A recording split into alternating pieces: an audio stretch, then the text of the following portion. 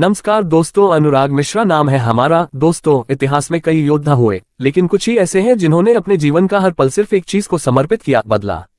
और इनमें सबसे बड़ा नाम है चंगेज खान। बचपन से बदले की शुरुआत। साल था 1162।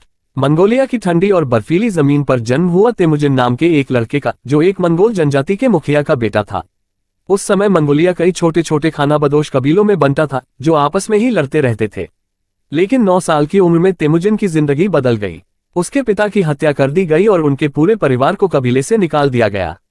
भूख, ठंड और तंगहाली में बचपन बीता। इसी दौर में उसके मन में एक आग जल चुकी थी, उन सब से बदला लेना जिन्होंने उसके परिवार का अपमान किया था। पहला बदला और पहला सबक। बड़ा होते ही तेमुजिन ने अपनी पत्नी बोरते से शादी की, लेकिन शादी के कुछ समय बाद ही पड़ोसी कबीले ने उसकी पत्नी का अपहरण कर लिया। गुस्से से भरा तेमुजिन अपने बचपन के दोस्त और खून के भाई जमुखा के पास मदद के लिए गया। दोनों ने मिलकर रातों रात हमला किया और बोरते को छुड़ा लिया। यह तेमुजिन की पहली जीत थी, लेकिन साथ ही एक सबक भी। उसने महसूस किया कि जीतने के लिए एकजुटता और मजबूत नेतृत्व जरूरी है। दोस्ती से दुश्मनी तक। धीरे धीरे तेमुजिन ने कई कबीलों को अपने साथ जोड़ा, लेकिन जब उसकी ताकत बढ़ी तो जमुखा के साथ टकराव शुरू हो गया। मंगोलिया में सिर्फ एक ही खान हो सकता था। एक निर्णायक लड़ाई में तेमुजिन ने जमुखा को हरा दिया और 1206 में मंगोलिया के सारे कबीलों को एकजुट करके खुद को गेंगिस खान घोषित किया, यानी संपूर्ण मंगोलों का शासक। चीन से सदियों पुराना बदला। मंगोलों के लिए चीन सिर्फ एक पड़ोसी देश नहीं था, बल्कि सदियों से अपमान और लूट का प्रतीक था। चीनी राजवंशों ने मंगोलिया पर कई बार हमला किया और उसे बर्बाद किया था। चंगेज खान के लिए चीन पर विजय सिर्फ राजनीति नहीं थी, बल्कि पीढ़ियों से चले आ रहे अपमान का अंत था। वेस्टर्न शिया और जिन साम्राज्य पर हमला। सबसे पहले उसने वेस्टर्न शिया साम्राज्य को घेरा, जो चीन के नजदीक था। कुछ ही सालों में उन्होंने घुटने टेक दिए। फिर बारी आई जिन राजवंश की, जो उत्तरी चीन पर राज करता था। चंगेज खान ने यहाँ युद्ध की नई तकनीक अपनाई, सीज वॉरफेयर यानी घेराबंदी। उसने दुश्मनों के अपने हथियार और इंजीनियरों का इस्तेमाल उन्हीं के खिलाफ किया। सिर्फ 5 साल में जिन साम्राज्य उसकी मुट्ठी में था, भारत पर क्यों नहीं किया हमला? इतिहासकार मानते हैं कि भारत उसकी पहुंच में था। वेस्टर्न शिया और जिन पर जीत के बाद वह भारत के काफी नजदीक था, लेकिन उसने भारत पर चढ़ाई नहीं की। एक वजह ये भी मानी जाती है कि वह बौद्ध धर्म का सम्मान करता था, जिसकी जड़ें भारत में थीं। इसके अलावा उसे भारत की सोने चांदी से ज्यादा सत्ता और दुश्मनों से बदला लेने में रुचि थी। मध्य एशिया की ओर रुख।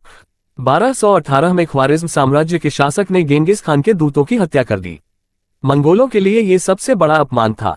चंगेज खान ने पूरी ताकत के साथ हमला किया और ख्वारिज्म साम्राज्य का नामोनिशान मिटा दिया। मोहम्मद शाह भाग खड़ा हुआ और उसका साम्राज्य मंगोल साम्राज्य में समा गया। भारत की सीमा पर लेकिन हमला नहीं।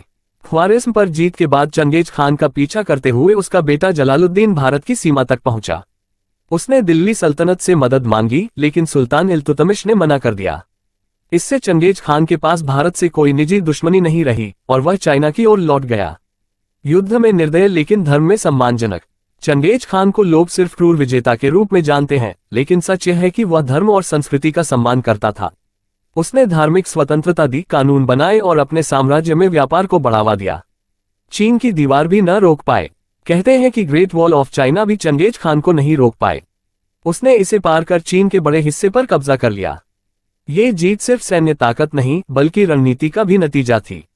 अंतिम वर्ष और विरासत। चंगेज खान की मृत्यु 1227 में वेस्टर्न शिया के खिलाफ अभियान के दौरान हुई। उसकी मृत्यु का कारण आज भी रहस्य है।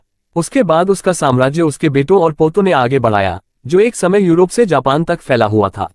भारत पर न आने की असली वजह इतिहास में कई कारण बताए गए। भारत से कोई निजी दुश्मनी न होना, बौद्ध धर्म और भारत के प्रति सम्मान, चीन और मध्य एशिया में बड़े अभियान जारी होना, अपनों द्वारा धोखा मिलने के बाद योजनाओं का बदलना। लेकिन एक बात साफ है, चंगेज खान के लिए युद्ध सिर्फ जीतने का साधन नहीं था, बल्कि अपमान का बदला लेने का हथियार था। और जहां उसे बदला लेने का कारण नहीं मिला, वहां उसने कदम ही नहीं बढ़ाया।